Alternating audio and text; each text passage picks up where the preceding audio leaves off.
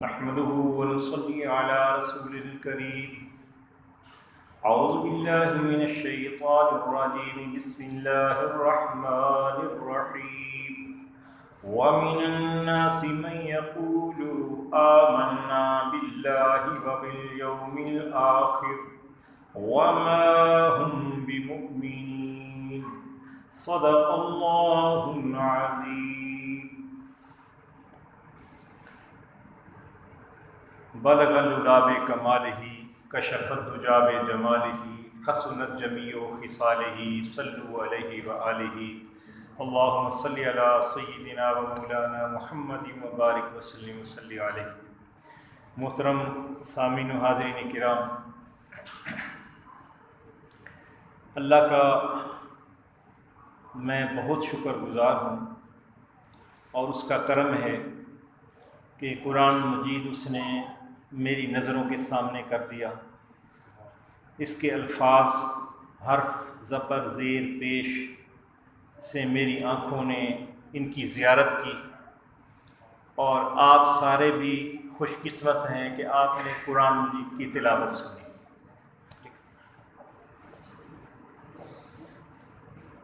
تو یہ اللہ کا کرم ہوتا ہے، بندے کا اس میں کوئی کمال نہیں ہے، یہ اس کی توفیق ہے.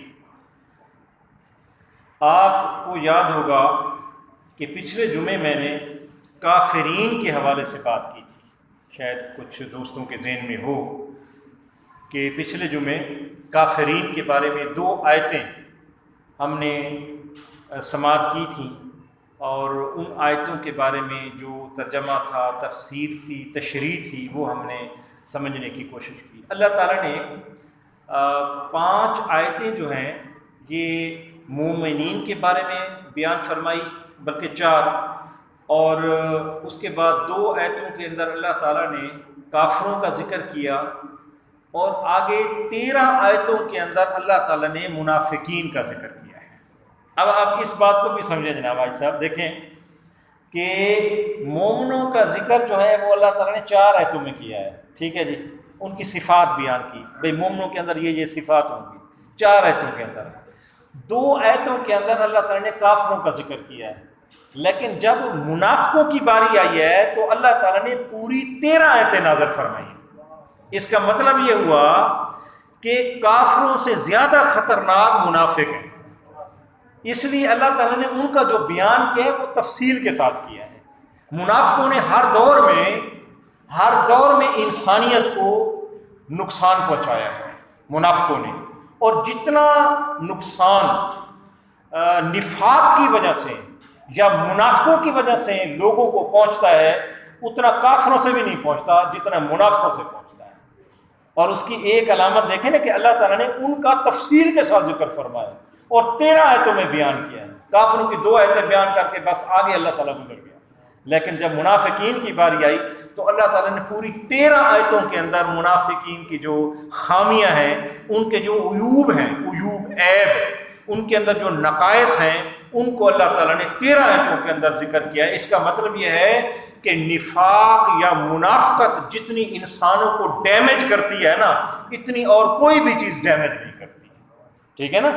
تو کوشش یہ ہونی چاہیے ہماری، سب سے پہلے اس آیت کی روشنی میں میں یہی اپنے لیے بھی اور آپ کے لیے بھی، کہ دیکھیں کافر جو ہوتا ہے نا وہ ظاہری دشمن ہے، وہ نظر آتا ہے، لیکن جو چھپا دشمن ہوتا ہے نا منافق، وہ زیادہ خطرناک ہوتا ہے. تو نفاق سے اللہ تعالیٰ ہمیں بچنے کی توفیق عطا فرمائے، ٹھیک ہے نا. تو اس کا ذکر اللہ تعالیٰ نے کیا. سب سے پہلے ہم اس آیت کا ترجمہ دیکھتے ہیں، اس کا شان نزول پھر میں بیان کروں گا، ٹھیک ہے جی. انشاءاللہ آپ کو اس طریقے سے مزہ آتا رہے گا. 1-2 آیتیں ہم قرآن مجید کو سمجھنے کی کوشش کریں گے کہ قرآن ہمیں کہتا کیا ہے، ٹھیک ہے جی. تو اس لیے میں نے کہا کہ یہ ہماری بنیادی ترین کتاب ہے، اس سے ہم اپنا رابطہ جو ہے یا اپنا واسطہ جو ہے وہ مضبوط کریں اور قربت اختیار کریں. تو فرمایا وَمِنَ النَّاسِ مَن يَقُولُ آمَنَّا بِاللَّهِ وَبِالْيَوْمِ الْآخِرِ وَمَا هُمْ بِمُؤْمِنِينَ. فرمایا کہ لوگوں میں سے وہ لوگ جو یہ کہتے ہیں آمنا، ہم ایمان لائے اللہ پر، وبالیوم الآخر، اور آخرت کے دن پر، آخرت کے وقت پر، وما ہم بمؤمنین، حالانکہ وہ ایمان والے نہیں ہیں. یہ آیت کا ترجمہ ہے اس آیت کے اندر اللہ جل وعلا نے منافقین کی کچھ خامیوں کا، نقائص کا، عیوب کا ذکر کیا ہے. آگے اور بھی اللہ تعالیٰ بیان فرما رہے ہیں، لیکن اس کے اندر بھی ایک خامی کا ذکر ہے. نبی کریم علیہ السلام مکہ سے ہجرت کر کے جب مدینہ شریف تشریف لے آئے، مدینہ طیبہ آئے، تو یہ منافق تھا عبداللہ بن ابی. ایک بندہ تھا، یہودی تھا، اس کا نام تھا عبداللہ بن ابی، اور یہ یہودی تھا بلکہ علماء یہود میں سے تھا، یعنی ان کا ایک عالم تھا یہود کا. بات سمجھ رہے ہیں نا؟ تو یہ بندہ وہاں پر رہتا تھا مدینے کے اندر، عبداللہ بن ابی. اب بھی اگر کسی کو مثال دینی ہو نا تو بندہ یہی کہتا ہے کہ یہ فلاں جو ہے نا اس کا تعلق عبداللہ بن ابی کے ساتھ ہے. کسی کو منافقت کے ساتھ تشبیہ دینی ہو نا تو یہی بندے کہتے ہیں کہ اس کا تعلق عبداللہ بن ابی والی جماعت کے ساتھ ہے. تو منافقوں کا یہ بندہ سردار تھا، منافقوں کا سردار تھا عبداللہ بن ابی، اور یہ مدینہ شریف کے اندر رہتا تھا.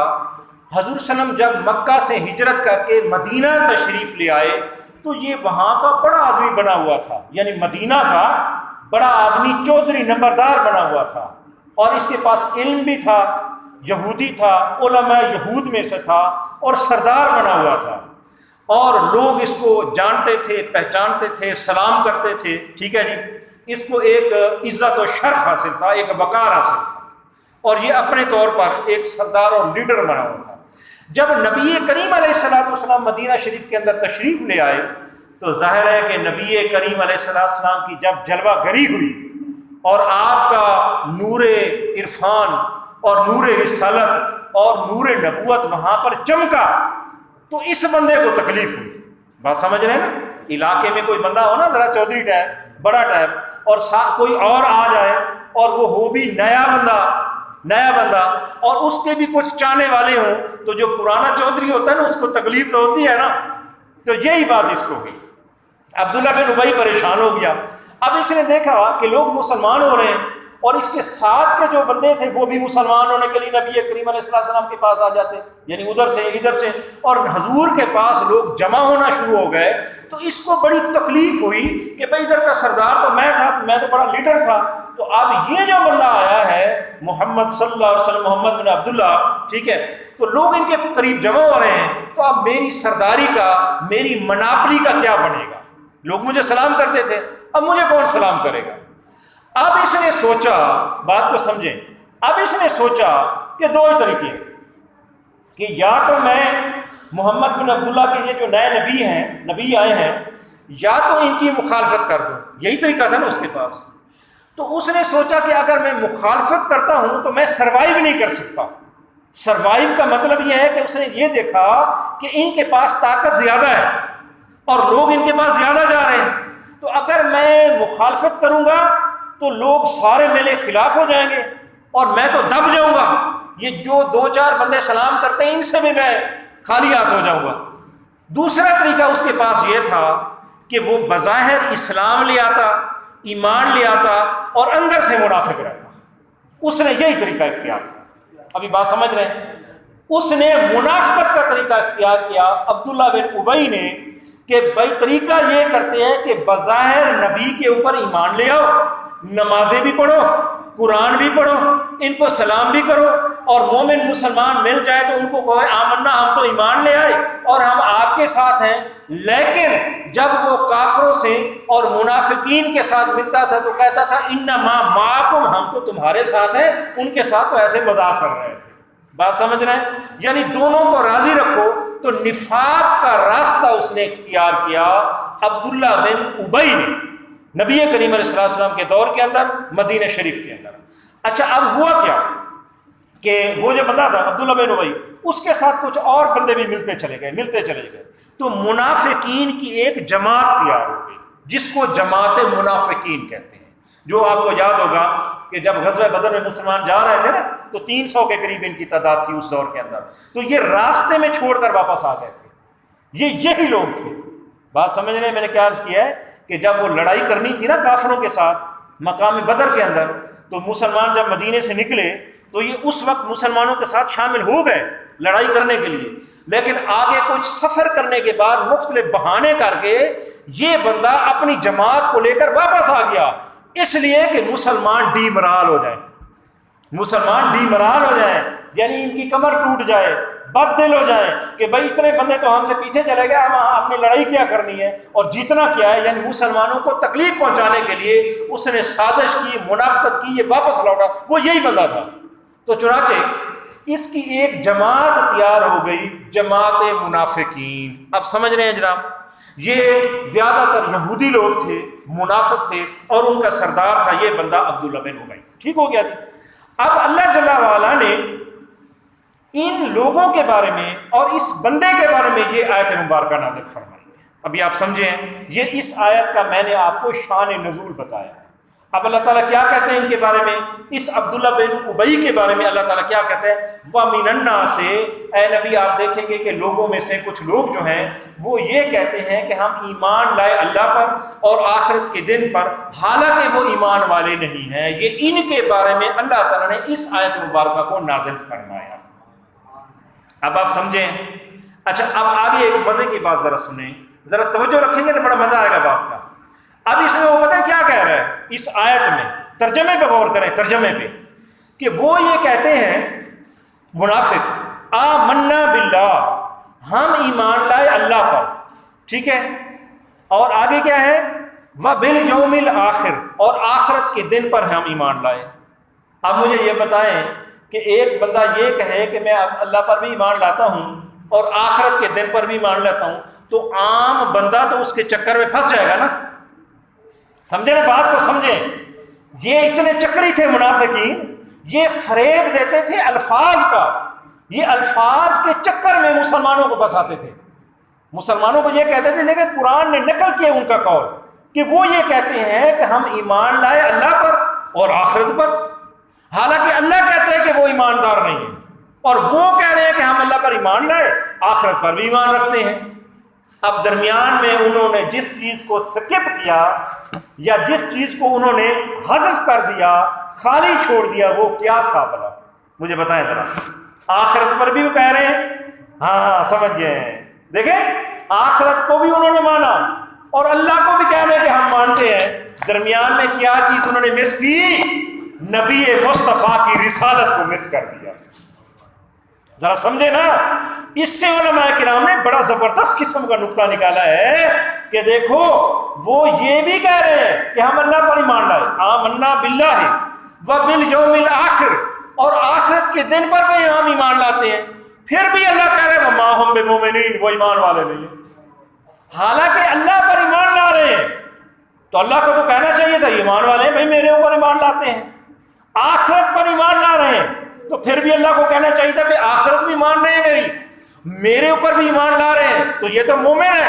نہیں، اللہ نے فرمایا وما ہم بمؤمنین، وہ ایماندار نہیں ہے۔ اس کا مطلب یہ ہوا کہ اللہ یہ کہہ رہا ہے کہ اے دنیا کے لوگوں سن لو، اے منافقوں سن لو، اے کافروں سن لو، اے مشرکوں سن لو، اور قیامت تک آنے والے انسانوں یہ سن لو، تم جتنا کہتے رہو کہ ہم اللہ پر ایمان لے آئے، تم جتنا کہتے رہو ہم آخرت پر ایمان لے آئے، جب تک تم یہ نہ کہو کہ ہم محمد رسول اللہ پر ایمان لائے، اس وقت تک تمہارے ایمان کا اعتبار نہیں۔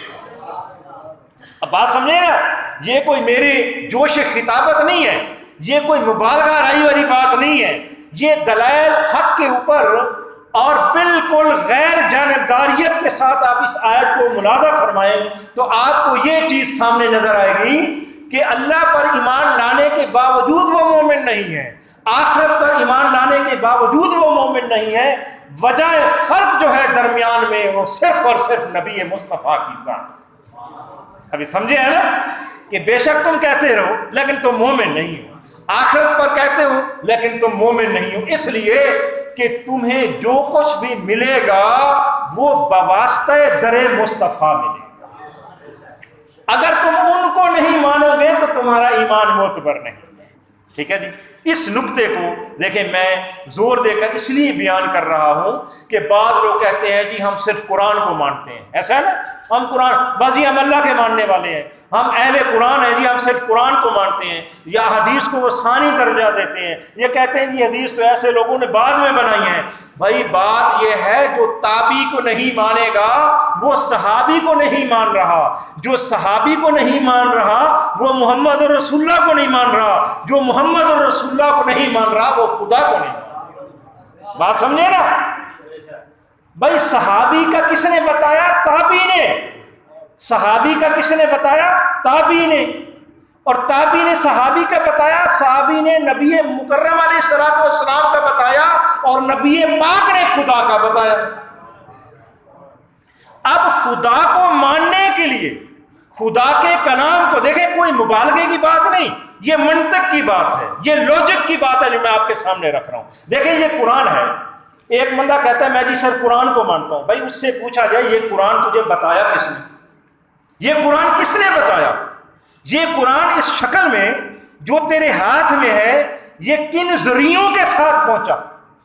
بس یہ بات سوال ہے نا سر, سوال ہے نا.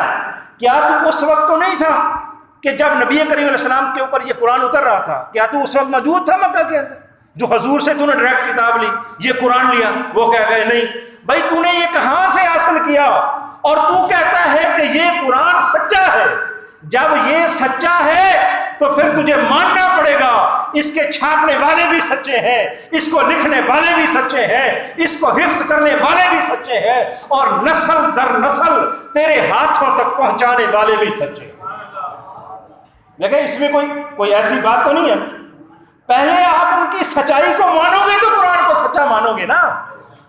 ابھی آپ دیکھیں کہ ایک بندہ آپ کو کسی کا خط آ کر دیتا ہے, کھلا خط ہے, کھلا خط ایسے, یہ قرآن کھلا ہے نا, کھلا خط ہے, یہ کھلا خط ہے, یہ بند نہیں ہے, یہ اللہ کا خط ہے. کیوں جی ایسا ہے نا, یہ اللہ کا خط ہے انسانوں کے پاس, ہمارے پاس اللہ نے بھیجا ہے, ٹھیک ہے جی, اور یہ بند نہیں ہے, یہ کھلا ہے. ہمیں کیا پتا کہ خط لانے والے نے اس میں کچھ ملا دیا, ایسا ہے نا.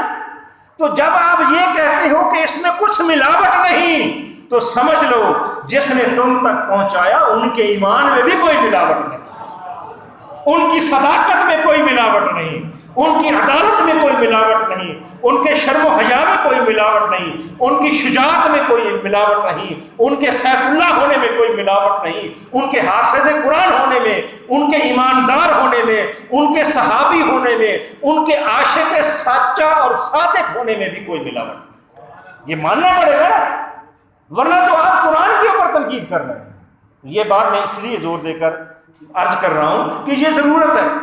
بعض دوست آپ کو کہیں گے کہ جناب یہ چیز, ہاں یہ ہے کہ اس میں کوئی ایسی چیزیں, ایسی احادیث, ایسی روایات جو قانون ثقافت ہے اس کے اوپر پوری نہیں اترتی, یا اس میں کوئی ایسا راوی آ گیا ہے جو مدلس ہے, جو تدلیس کرتا ہے, یا اس میں کوئی پرابلم ہے, وہ ایک الگ بات ہے. لیکن اس کا مطلب یہ نہیں کہ آپ یہ کہیں کہ جی ہم کسی حدیث کو نہیں مانتے. حدیث کو یہ کہنا تو وہ تو پھر وحی کا انکار کر رہا ہے. جو بندہ یہ کہتا ہے نا جی کہ میں حدیث کو نہیں مانتا, وہ حقیقت میں وحی الہی کا انکار کر رہا ہے.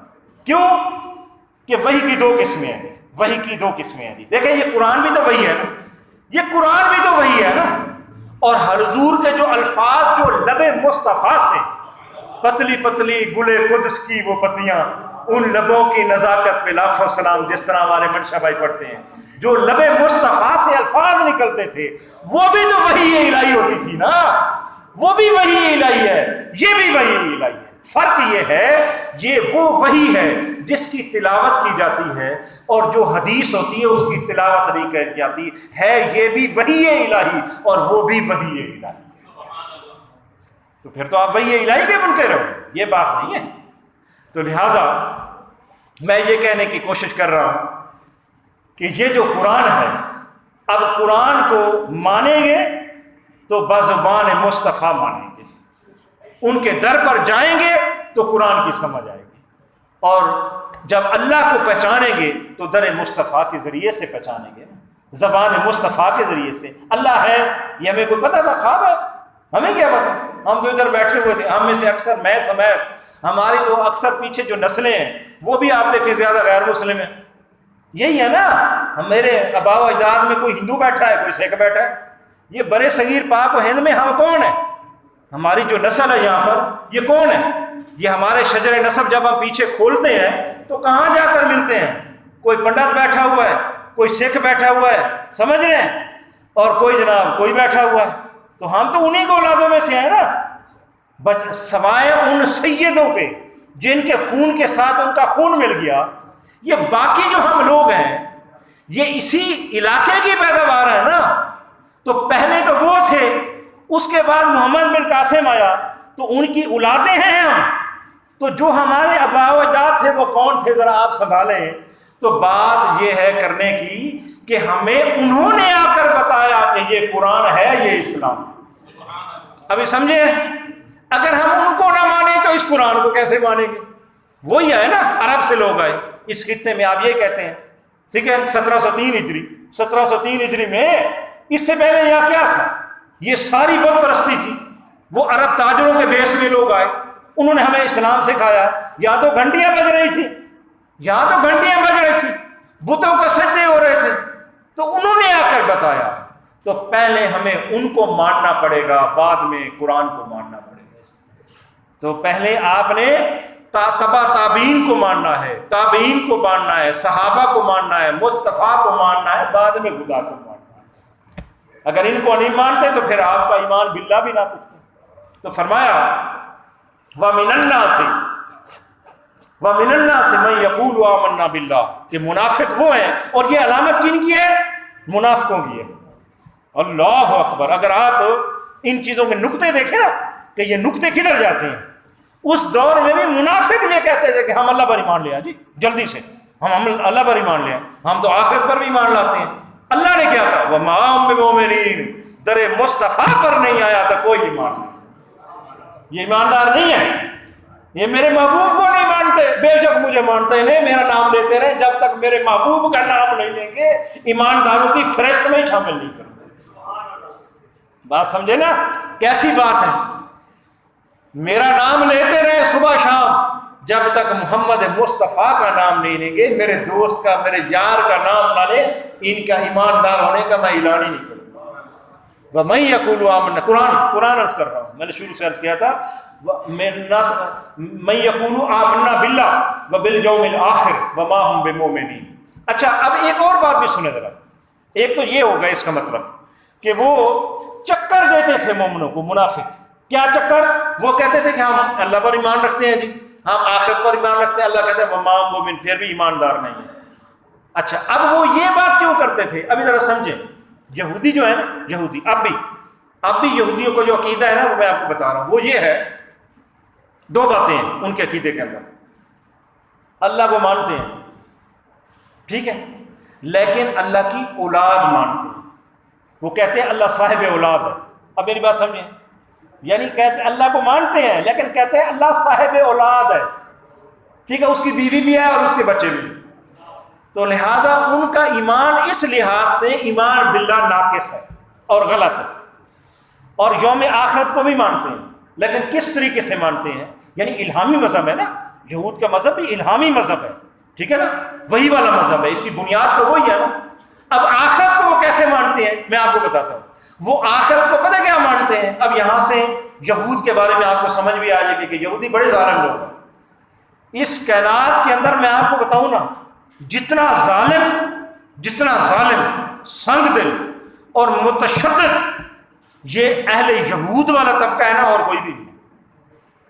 اب میں اس کو تھوڑا سا ایکسپلور کرتا ہوں, اس کی وجہ ہے, ٹھیک ہے. اس کی وجہ یہ ہے, یہودیوں کا یہ عقیدہ ہے, اب بھی ان کے وثائق کے اندر ہے, ان کے ہیں وثیقے, جس طرح ہمارے عقائد ہیں نا یا ارکان اسلام ہے, ان کے وثائق ہیں, وثیقہ اس کو کہتے ہیں. ان کے پاس کتابوں میں درج ہیں اور ان وثائق کے اوپر یہ عمل کرتے ہیں, جیسے ہماری ارکان اسلام کی کتابیں ہیں, اس میں یہ ہے وثائق کے اندر. وہ یہ کہتے ہیں کہ ہم آخرت کو مانتے بھی ہیں یہودی, لیکن کیسے مانتے ہیں یہ میں آپ کو بتاتا ہوں. یہودی کہتے ہیں کہ آخرت صرف اس لیے بنائی گئی ہے, سجائی گئی ہے کہ اس آخرت کے اندر صرف اور صرف اللہ تعالیٰ یہودیوں کو نجات دے گا۔ اب میری بات سمجھے میں نے کیا کہا؟ وہ کہتے ہیں کہ باقی جتنے ہیں نا، سمجھ رہے ہیں، جتنے مذاہب ہیں، جتنے دنیا کے لوگ ہیں، انسان ہیں، ان کو اللہ تعالیٰ رگڑا لگائے گا، سب کو پکڑے گا، سمجھ رہے ہیں، سب کے لیے جہنم ہے، سب کے لیے عذاب ہے، سب کے لیے آگ ہے۔ اگر اللہ نے آخرت میں کسی طبقے کو نجات دینی ہے تو وہ صرف یہودی ہوں گے۔ اب میری بات سمجھیں، اب ہم کہتے ہیں کہ آخرت اگر خدا نے سجائی ہے تو شان مصطفیٰ کے لیے سجائی ہے۔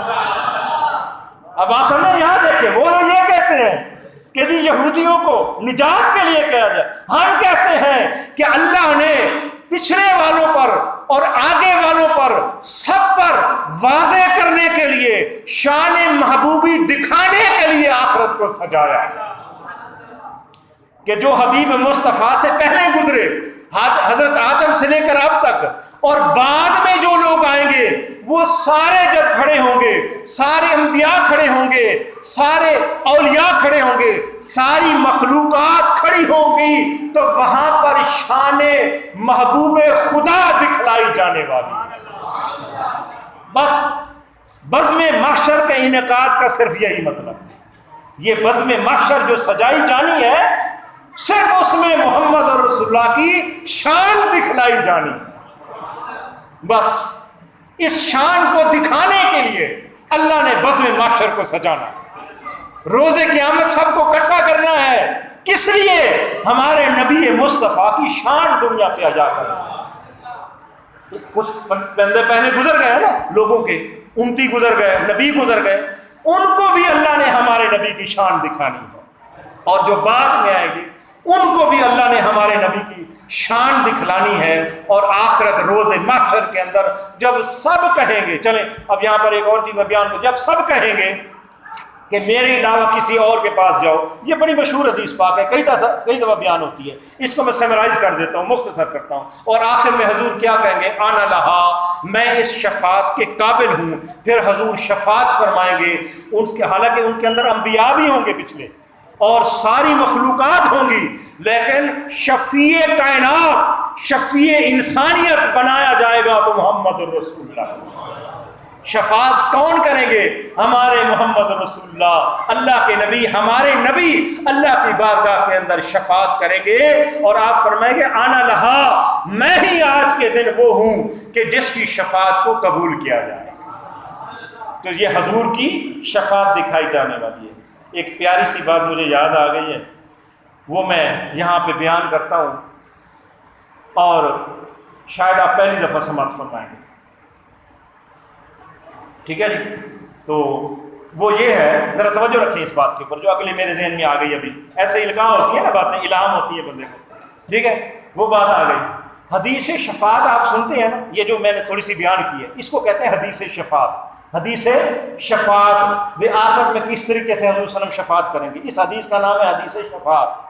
اچھا، اب کیا ہوگا، اس کا اینڈ کیا ہے؟ اب میں اینڈ کے اندر ایک تھوڑی سی بات بتا دیتا ہوں ذوق علمی کو تازہ کرنے کے لیے۔ وہ یہ ہے، جب جنتی جنت میں چلے جائیں گے، دوست کی دوزخ میں چلے جائیں گے، تو اللہ تعالیٰ جنتیوں سے کہے گا، اللہ تعالیٰ، یہ بات ذرا غور سے سنیں، آپ کو کام آنے والی ہے یہ بات، بہت بڑے آپ کے ذہنوں میں الجھے ہوئے جو مسائل ہیں، سوالات ہیں، کوشچن ہیں، یہ گفتگو ان کا جواب ہوگی، اس لیے توجہ سے سنیں، اور یہ ہر جگہ پر یہ والی جو میرا پورشن ہے نا گفتگو کا، یہ آپ کو نہیں ملے گا، اس لیے غور سے سن لیں۔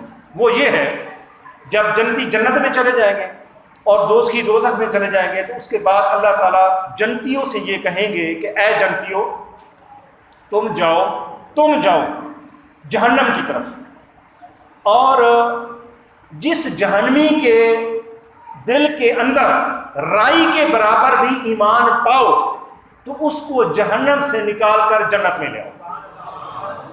آپ سمجھ رہے ہیں؟ اس جہنمی کو جہنم سے نکال کر جنت میں لے آؤ، ٹھیک ہے جی؟ جس کے دل کے اندر بھی رائی کے برابر ایمان، اس کو لے آؤ، وہ جنتی جائیں گے، اور جس کے دل میں رائی کے برابر ایمان پائیں گے، وہ اس کو جہنم سے نکال کر جنت کی طرف لے کر جائیں گے۔ ان لوگوں کے بارے میں اللہ تعالیٰ نے قرآن مجید میں ایک لفظ بھی ارشاد فرمایا، ان لوگوں کے بارے میں جو رائی کے ایمان والے ہوں گے دانے کے برابر، اور جن کو جنتی جہنم سے نکلوا کر لے جائیں گے، ان کو اللہ نے لفظ ایک ارشاد فرمایا شفاء، یہ اپنی شفاعت کی وجہ سے بخشے گئے۔ اس کا معنی اللہ کہے گا کہ یہ جو لوگ ہیں نا، ان کا نام ہے شفاء، حمزہ پہ او، شفاء۔ اللہ فرمائے گا کہ یہ وہ لوگ ہیں جو اپنی شفاعت کی وجہ سے بخشے گئے۔ اب بات سمجھیں، اگلی بات جو میں آپ سے کرنے والا ہوں وہ خاص بات ہے۔ اگلی بات جو میں کرنے والا ہوں وہ بہت خاص بات ہے۔ جمیل صاحب، سارے دوست اس کو غور سے سنیں میری بات کو۔ بہت سارے مسائل اس میں حل ہو رہے ہیں جو آپ مختلف جگہ پہ پوچھتے رہتے ہیں، علماء سے پوچھتے ہیں، آپ کے ذہنوں میں ہوں گے۔ یہ ان سوالوں کو میں آج کل کر رہا ہوں، ان کو ختم کر رہا ہوں۔ اس کے بعد جب یہ چیز ہو جائے گی تو اس کے بعد اللہ تعالی جہنم سے اپنے دست قدرت کے ذریعے ایک لپ بھریں گے جہنمیوں کی، یعنی ایک مٹھ بھریں گے۔ سمجھ رہے ہیں؟ لپ کا لپ کہتے ہیں نا، میں اس لیے لفظ استعمال کر دیا۔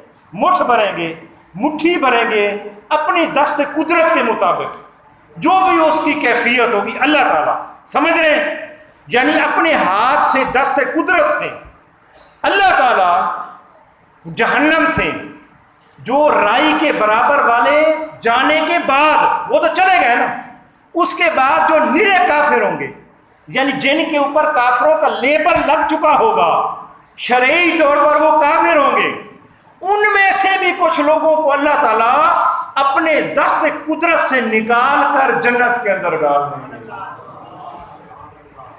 اب یہاں پر بات میری ختم نہیں ہوئی ہے، یہ میں نے روایت بیان کی ہے، لیکن ابھی سوالوں کا جواب رہتا ہے۔ جو میں نے آپ کو کہا نا کہ کچھ سوالوں کا جواب میں دینا چاہتا ہوں، وہ اس بات کے اندر ہے، وہ اس بات کے اندر ہے، اور اس سے آپ کے ذہنوں کے اندر چھپے بہت سارے اشکالات دور ہو جائیں گے۔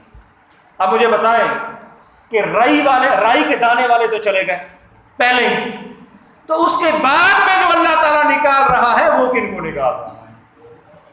رائی کے ایمان والے بھی چلے گئے۔ اس لیے میں نے کہا یہ بات آپ پہلی دفعہ سنیں گے، میں نے کہا شاید آپ پہلی دفعہ سن رہے ہو، اور اس سے بہت سارے ہمارے درمیان مسائل اور اختلافات بھی ختم ہوتے ہیں، اور ایسے ایسے مضامین ہیں اس آخری جملے کے اندر کہ جو لوگوں نے کتابیں بھی لکھی ہیں ایک دوسرے کے خلاف دلائل کے اوپر، اسی میں ایمان ابو طالب بھی آتا ہے۔ میری بات سمجھ میں نے کیا کہا ہے؟ اسی میں، اس لپ میں شاید ایمان ابو طالب بھی آتا ہے، اسی لپ کے اندر وہ کافر بھی شاید آ جائے جو بظاہر شرعی طور پر دنیا کے نقلی علوم کے مطابق یا علوم شریعت کے مطابق ظاہری طور پر کافر ہو کر گئے، یا جن کے اوپر کفر کے فتوے تھے، تو شاید اس لپ کے اندر وہ سارے کے سارے بندے آ گئے۔ ابھی میری بات مکمل نہیں سمجھیں آپ، ابھی مکمل نہیں سمجھیں۔ جب آپ کو یہ سمجھ آئے گی نا، آپ کو بڑا مزہ آئے گا میری بات کا۔ میں یہ کہہ رہا ہوں کہ اب رائی کے ایمان والے تو چلے گئے، تو اس کے بعد جو اللہ نکال رہا ہے وہ کن کو نکال رہا؟ میں سوال یہ اٹھا رہا ہوں کہ اس کے بعد بھی جہنم سے اللہ تعالیٰ لپ بھر رہا ہے، اور وہ ان لوگوں کی جن کو دنیا میں کافر کہتے تھے لوگ، یہ وہی لوگ ہوں گے کہ ہو سکتا ہے دنیا کی کسی وجہ سے، کسی اختلاف سے، کسی مسلط سے، کسی دشمنی کی وجہ سے، کسی خوف کی وجہ سے، کسی ڈر کی وجہ سے، یا کسی وجہ سے دنیا میں وہ اپنے ایمان کو چھپاتے رہے، اور دنیا نے یہی سمجھا کہ یہ دنیا سے کافر گئے ہیں، لیکن اللہ کی نظر میں وہ مومن تھے۔ اس لپ کے اندر اللہ تعالیٰ ان سارے لوگوں کو نکال کر جنت میں ڈال دیا۔ اب میری بات سمجھے میں نے کیا کہا؟ کیونکہ ایمان والے تو پہلے چلے گئے، رائی والے بھی چلے گئے، تو وہ تو سارے کافر تھے جن کو دنیا کافر کہتے تھی، جن کو آپ نے کہا، میں نے کہا، یا اس نے لکھا، یا اس نے لکھا، اس نے اختلاف کیا کہ فلاں کا ایمان تھا یا نہیں تھا، فلاں ایماندار ہوا یا نہ ہوا۔ یہ وہی لوگ ہوں گے ان میں سے جن کو اللہ چاہے گا، اور جس کے دل پر اللہ کی نظر تھی کہ بظاہر تو دنیا کے حساب میں یہ کافر مرا، لیکن نگاہ خدا میں وہ مومن تھا، اللہ تعالیٰ ان مومنوں کو بھی نکال دے۔ اب میری بات سمجھے ہیں؟ اللہ کی رحمت بڑی وسیع ہے، اس لیے میں پتہ یہ بات کہہ رہا ہوں، کسی کے ایمان کو نہ تولا کریں۔ میں یہ کہہ رہا ہوں کسی کے ایمان کو نہ تولا کریں، کسی کو کھینچ کھانچ کر کفر کی طرف نہ لے جایا کریں۔ میری بات سمجھے میں نے کیا کہا؟ کسی کو کھینچ کھانچ کر کفر کی طرف نہ لے جایا کریں، خام خواہ اس کے اوپر کفر کے فتوے نہ لگایا کریں، ٹھیک ہے؟ اگر آپ کو کسی بات کی سمجھ نہیں آتی تو خاموشی اختیار۔ اگر آپ کو کسی بات کی سمجھ نہیں آتی یا کسی معاملے کے اندر بین 50-50 دلائل ہیں، ادھر بھی ہیں ادھر بھی ہیں، تو پھر ہمارے لیے کیا ہے؟ ہمارے لیے احتیاط کا دامن و تقاضا یہی ہے کہ ہم اپنے لبوں کو سی لیں، ہم خاموشی اختیار کریں۔ کیا خبر کہ وہ لوگ اسی دست قدرت کی لپ میں ہوں، خدا ان کو جہنم سے نکال کر جنت میں ڈال۔ پھر اس وقت آپ پچھتائیں گے کہ ہے میں اس بندے کے بارے میں کیا کہتا تھا۔ ایسا ہے نا حضور؟ میری بات سمجھیے میں نے کیا کہا، کہ وہ مشکوک لوگ یا وہ بظاہر لوگ کہ جن کو لوگ کافر کہتے ہوں گے، ٹھیک ہے، یا ان کے بارے میں اختلاف ہوگا کہ جی وہ مومن تھے یا نہیں تھے، وہ قلم ملا یا نہیں ملا، جی وہ کرتاس ملا یا نہیں ملا، وہ ایمان لائے یا نہیں لائے، ایسا ہے نا؟ دلائل دونوں طرف سے، ادھر سے بھی دلائل ادھر سے بھی دلائل۔ تو اس وقت کیا کرنا ہے؟ علامہ کاظمی رحمۃ اللہ تعالی علیہ کا بھی یہی طریقہ تھا۔ ہاں، یہ بات میں نے اپنی طرف سے بھی نہیں کی، یہ جو رویہ ہے نا، ایٹیٹیوڈ، یہ علامہ کاظمی کا بھی یہی تھا۔ جب ان سے پوچھا گیا تو انہوں نے کہا کہ اس معاملے میں خاموشی اختیار کی جائے۔ بات سمجھ رہے ہیں؟ تو آپ مجھے بتائیں، آپ کے ذہنوں سے بہت سے اشکالات دور ہو گئے ہیں اس لب کی وجہ سے؟ کیا پتہ اللہ تعالیٰ کی اس لب کے اندر کون کون سے بندے آ جائیں ہیں جن کو ہم کیا سمجھتے رہیں۔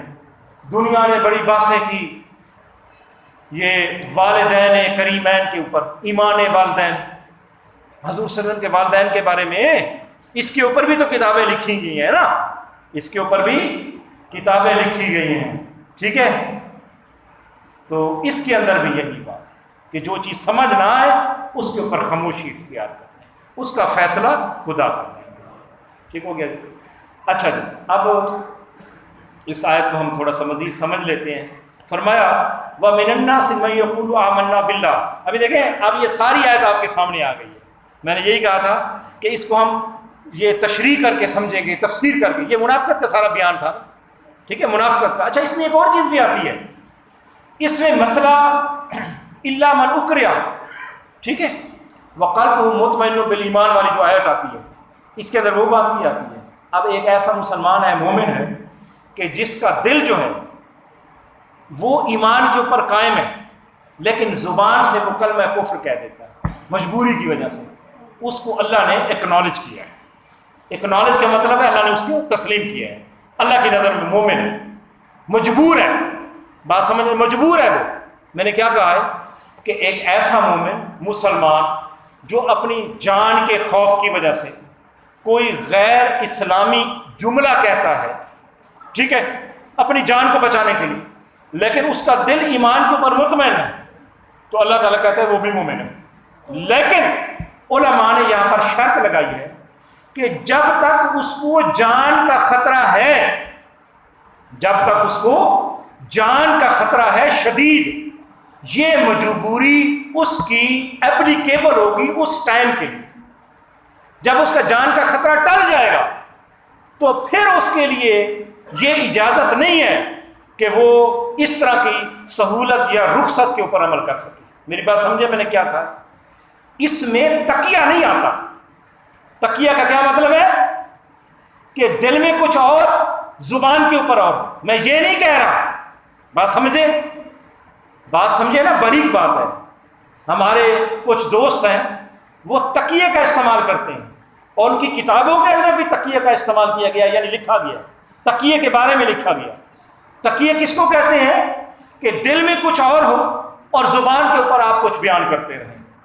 اور اگر اس چیز کو آپ دیکھیں کہ ایک بندے کے دل کے اندر ایمان ہے، ٹھیک ہے، لیکن وہ کلمہ کفر بیان کر رہا ہے، پھر بھی اس کو ہم مومن سمجھتے ہیں تو بظاہر شکل ایک جیسی نظر آتی ہے، میری بات سمجھیں، لیکن اس میں ایک بنیادی فرق ہے۔ یہ میں اس لیے پوائنٹ کلیئر کر رہا ہوں کہ کسی کے ذہن میں یہ سوال نہ رہے، وہ یہ ہے کہ یہ شرط ہے کہ اگر آپ کے دل کے اندر ایمان ہے اور زبان سے آپ کلمہ کفر بیان کر رہے ہیں تو آپ کو یہ اجازت اس وقت تک کے لیے جب تک آپ کو جان کا خوف اور خطرہ ہے۔ جب آپ کو جان کا خوف اور خطرہ ختم ہو جائے گا پھر آپ کی یہ رخصت ختم ہو جائے گی۔ اب سمجھیں، تو اس سے وہ تکیہ نکل گیا کہ آپ کھاتے پیتے رہیں، مزے اڑاتے رہیں اور ساری زندگی خواہ مخواہ تکیہ کرتے رہیں، وہ منافقت ہے، وہ ایمان نہیں۔ اب میری بات سمجھے میں نے کیا کہا ہے؟ یہ وقت تو ایک گھڑی کے لیے آئے گا نا، کسی نے کوئی خنجر تلوار آپ کی گردن پر رکھ دی، آپ نے اس لمحے کے لیے وہ چیز کر دی، جس طرح وہ حدیث میں آتا ہے کہ صحابہ کرام ایک جنگ پر گئے تھے، یہ وہاں اس کی بنیاد یہ ہے اصل میں، صحابہ کرام گئے تھے جی ایک جنگ کے اوپر، تو ایک صحابی کی تلوار کے نیچے وہ بندہ کافر آ گیا اور اس نے اچانک کہہ دیا، مسلم شریف کی حدیث ہے، مجھے یاد آ گیا، مسلم شریف کی حدیث ہے، اس بندے نے کہہ دیا کہ لا الہ الا اللہ اشہد ان لا الہ الا اللہ، اس نے کلمہ شریف پڑھ دیا۔ اس کے باوجود اس صحابی نے اس بندے کو مار دیا۔ جب یہ صحابہ کرام واپس آتے ہیں حضور کی بارگاہ میں، یہ سارا واقعہ بیان ہوتا ہے تو حضور کیا کہتے ہیں؟ حضور نے ناراضگی کا اظہار کیا تھا اس صحابی کے اوپر، یہ کہا تھا حال شققت قلبہ، یہ لفظ ہے کہ کیا تو نے اس کا دل چیر کر دیکھ لیا تھا؟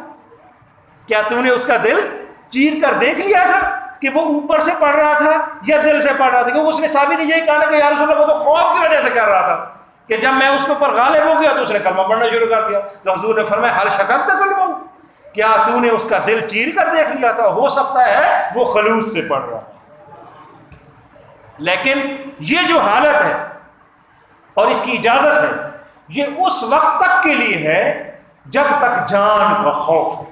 جب جان کا خوف ٹل گیا تو اس کے بعد اس کی اجازت نہیں ہے۔ یہ نہیں ہے کہ آپ پوری جناب 22 سال 15 سال 10 سال 5 سال یا 2 سال یا 2.5 سال، سمجھ رہے ہیں، یا پوری زندگی آپ اس چیز کو لے کر پھرتے رہیں کہ جناب میرے دل میں بے شک کچھ ہو، میری زبان پر کچھ ہو، پھر بھی میں مومن ہوں۔ اس طریقے سے معذرت، اس طریقے سے ایمان نہیں ہے، یہ منافقت ہے۔